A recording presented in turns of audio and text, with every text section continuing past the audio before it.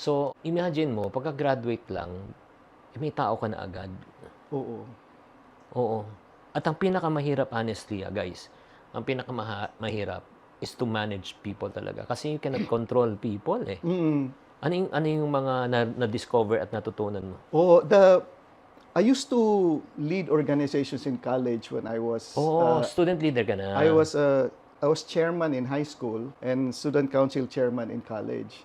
But it was still different. Kasi I used to think, nako, walang naniniwala sa akin in San Carlos before. Not everybody will believe you or follow. Then I would think, siguro sa corporate world, this will not be a problem. Kasi Bayad kung naman. ayaw nila, Oo. hindi I can do something about it. Big mistake. Bakit? Because it's the same. Wherever you are, you need to manage people. And one of the main lessons I had was, it's really first about friendships and trust. Relationship, no? Relationship talaga. And the next is motivation.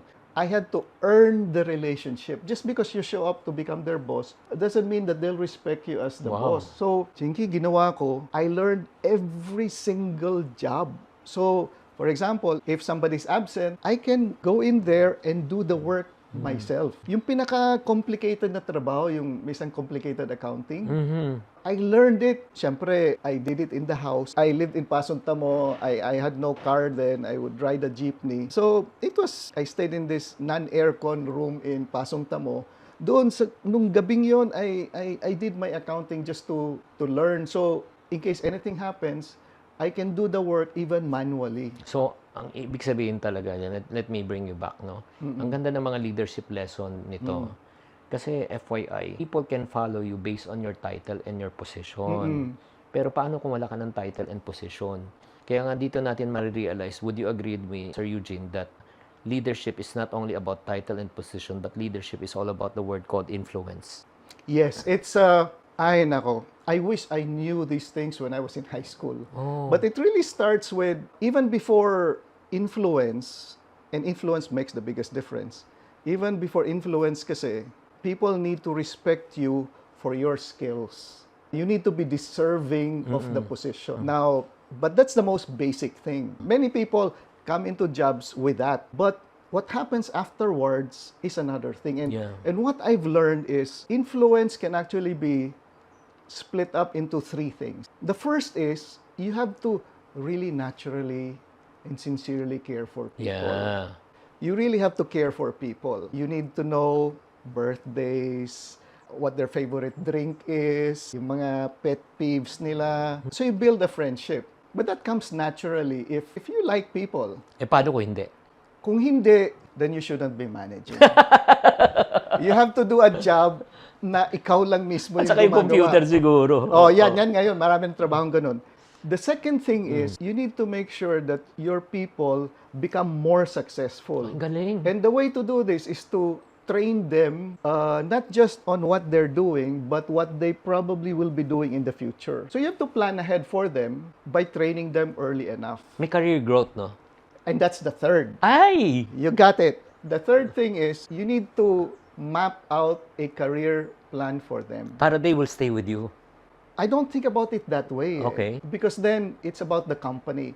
You have to think about it.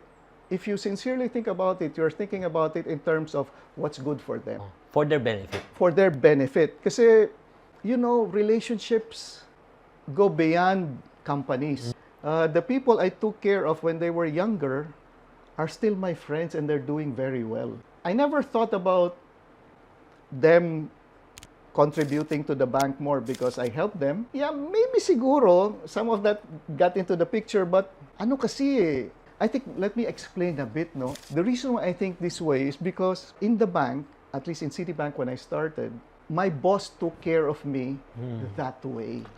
Na-mentor ka, na-coach Oo, ka. so, Inky, this is the only way I know how to lead. Yeah. Parang ganun, no? So I mentorship and taking care of people, taking care of careers is how Citibankers train young people under them.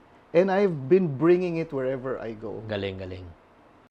So, guys, ito lang. Let me recap a little bit. This is really pretty exciting. Especially kung ikaw ay nasa sales, nasa corporate, and you're owning a business. Itong pinag-usapan natin, yung first topic natin, it's all about leadership. And it reminded me of yung John Maxwell 5 Levels of Leadership. Are you familiar with that?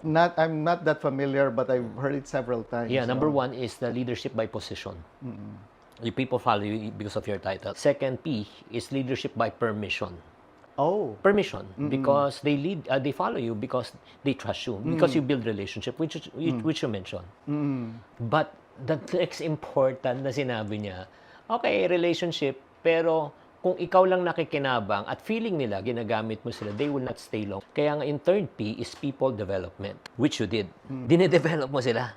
Pero may matindi na hindi mo napapansin, yung next level is production. Nag-ano na sila, they are already also producing their own result because you allow them.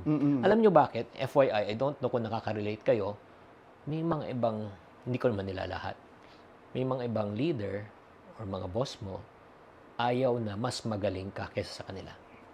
Tama? Tama yun.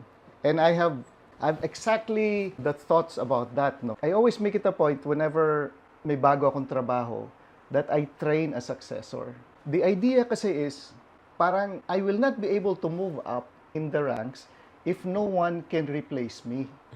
So I always make myself dispensable. I always train enough people to, I delegate, I give them responsibility. Like in my job now, 2 years ago, I found a deputy CEO. So the succession plan is intact. I love my job, but I am not in love with the position. Yeah. My responsibility is to make sure that the company does well. And if anything happens to me, God forbid, May tagasunod lang. somebody is going to take my place. The good thing about that, Chinky, is I'm able to split my work with someone. As a result, the leadership becomes more productive. Yeah. So it's an enlightened way to look at things. Kasi I can also be greedy and say, I'm not. Or I can say, I will not teach the person everything that I know para I'm here forever. But that's not the way I grew up. That's not the way I grew up. That's not the way I was trained. So the only way I know is to move people up. Galing. So, again, ito yung levels of leadership. Number 1 is position. Number 2, people follow because of your title. Number 2, permission. People follow you because you build relationship. Because people do not care how much you know until they know how much you really care for them. Yes. And then number 3 is people development. You help other people to develop themselves, their skills, their strength. And last, yung tinatawag natin production. Nagpuproduce na rin sila. Sila mismo, they rose up the rank. First session pa lang natin yan. So right now, syempre, pag-usapan muna natin, I want to make it more personal naman. Sige. Kasi I'm teaching yung sa financial literacy for the Filipino masses. And sinasabi ko kasi that they need to understand there are 4 elements na kailangan nila makomplete para magkaroon sila ng financial peace and financial freedom. I call it the CHIP method, CHIP. First is create money. Yes. Kailangan marunong kang gawa ng pera. Yes. Wala tayong pag-uusapan, di ba? And next is H, handle. Kasi kahit magaling ka mag-create, pero poor ka sa handling, ubos. Di ba? Financial discipline. And then third is I, invest. Kasi kahit na, di ba, magaling ka mag-create, handle. But the moment you stop working, you stop earning, but you don't stop spending. So, kailangan magkaroon ka ng tinatawag na passive income, money working for you. Yes. That's the last P. That's the P. I. I. Oo. May last P. Kahit magaling ka mag-create, mag-handle, mag-invest, but if you fail to do P, which is protect. Protect your hard-earned money. Di ba? I agree. Di ba? We're just one hospital bill away Yes, I agree. to wipe out your entire... I agree. So, ito yung 4, and I want to pick your mind. Okay, sige. I have views there. My view is similar to that, but the one I always stress is you decide first how much you save before you start. Sige, bago natin pumunta sa save, gusto ko kasi mag-umpisa tayo sa C muna. Bago, H sa kasi C, yan eh. Sa C, Oo. okay. Sa creation muna. Okay. Sige, sa creation muna. Oo. First income mo, work. Di ba? First income mo, work. Tama? Yes. Okay na ba yung salary during that time?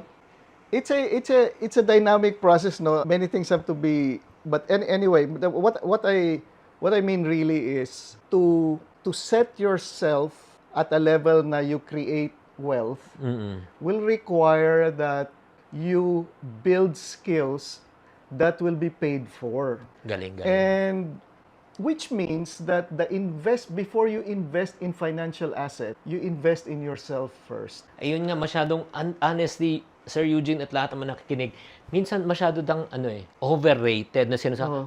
Parati nyo naman sinasabi, invest in yourself kasi nasa educational sector kayo. Pero why should a person, an employee, Yes. graduate na ako. I paid my dues. Why should I still learn? Yes. Why? Now, in this case, obviously, graduating from college is part of that process. But see, the thing kasi is, there's just so many new things, new technology coming out. And companies pay for those new skills. So for example, AI. If your resume doesn't have AI, you will not be able to compete compared to somebody else who has AI. Now, so many chemical engineers now, I noticed this trend, so many chemical engineers, wala namang masyadong manufacturing facilities in this country, are learning data science. You go to AIM, you check the list, ang daming chemical engineers. Kasi it turns out chemical engineers think like data scientists. So if you keep building skills and make your resume attractive, then you create more personal wealth for yourself. So it's really maximizing your intellectual capabilities and making it more marketable. You have to start that way. And me, I was a physics major when I started. Nobody's gonna pay for a physics major. Ngayon, a lot of people pay for physics majors because we're good in data science. But that time, the only way I would get paid is if I studied for a master's degree. So the first wealth I created had to do with building my capabilities and skills. The second wealth I created was by moving up the ranks. And the best way to do it, although I did not think that way, the best way to do it is to work with people and influence people so that the measurement of your achievement will be based on the achievement of a group that you lead. So I have this, I call it performance mathematics, Chinky. It's the way you're valued starts with your individual performance. The next is how you influence people and you become more productive because you work with teams. Yeah. The other thing is because you work harder. The harder you work, parang overtime, the harder you work, the more you get. But the real exponential growth Saan? is when you become a proven leader. When you become a proven leader, you get paid much more because the production of the company is significantly attributed to you. Grabe, ito I don't want to miss this learning opportunity. Sayang to. Guys, kung na-miss out mo to, this is a master class on its own. Ang 3-step process, number 1, ikaw muna. Diba? Kailangan mag-build ka, diba? Ikaw, dapat may result ka. Diba? Pag wala kang resulta, wala kang halaga. Honestly, no offense meant. Number 2, not only the ability for you to produce on your own, but the ability for you to work with a team. Diba? Importante yan. Yung parang, diba? Yung parang, teamwork tayo. Diba? Kayang-kaya natin to. Synergy. Yes. Pero ang tama ka eh. The most valuable is for you to be able to equip and empower other people. And you will be the leader. And you know why? Ito lang there's no such thing as permanent employment right now in this world. Yeah. Would you agree? Yes. That's why you have to maximize the time you're given. Yeah, because the only thing that is permanent in this world is what? Change. So your shelf life is limited. Yeah. But there's such a word called permanent employability. You make yourself so valuable in the team, in the organization, that they cannot afford to lose you. Diba? No, but that is exactly right. The paradox behind it, the flip side to it is, the more you make yourself dispensable because you take care of other people and you move them up, the more indispensable you become. Kasi nga, kung nawala ka, yung teamwork, relationship, wala eh. The way I look at it kasi is parang ganito, no? When I choose future leaders, Chinky, of course, I look for performance, but the most important criterion I have is I choose the one who has produced the most superstars. Yeah. The real test of leadership is the ability to build leaders under you. Yeah. Success without a successor is a failure. Exactly.